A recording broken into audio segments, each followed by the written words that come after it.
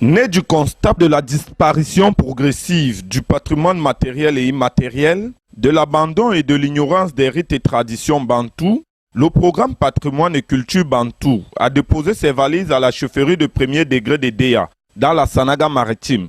Nous avons pour but de rééduquer nos populations pour pouvoir s'imprégner de nos rites et coutumes. Notre patrimoine est tellement riche, je l'invite vraiment à s'imprégner de la culture, de son patrimoine. Il faudrait que les rois bantous se réapproprient de leur pouvoir, du pouvoir que les colons, quand ils sont arrivés, ils ont totalement banni. Et on va donc se retrouver pour réfléchir. Au cours d'une rencontre d'information et d'échange avec les chefs de canton de la Sanaga maritime et d'Union Ekele, les panélistes, sous la houlette du professeur Hubert Monondjana, ont exposé sur la problématique de la réappropriation des rites et coutumes bantous. Le Camerounais ou l'Africain, en général, négligent leur culture par leur comportement.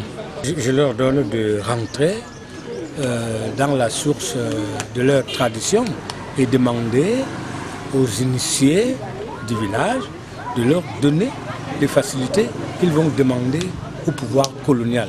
Le pouvoir colonial ne peut jamais vous donner un pouvoir authentique et innocent. Une initiative appréciée à sa juste valeur par les chefs bantous, car ces derniers se sont engagés à soutenir et d'accompagner ce projet. Nous semblons avoir oublié.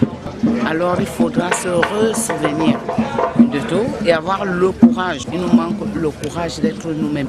En décidant de faire des chefferies traditionnelles bantous un véritable berceau des traditions, l'association Temas Cameroun, initiatrice du programme Patrimoine et Culture Bantou, pense qu'à l'heure où on parle de la mondialisation des diversités culturelles, la culture bantou a plus à donner qu'à recevoir.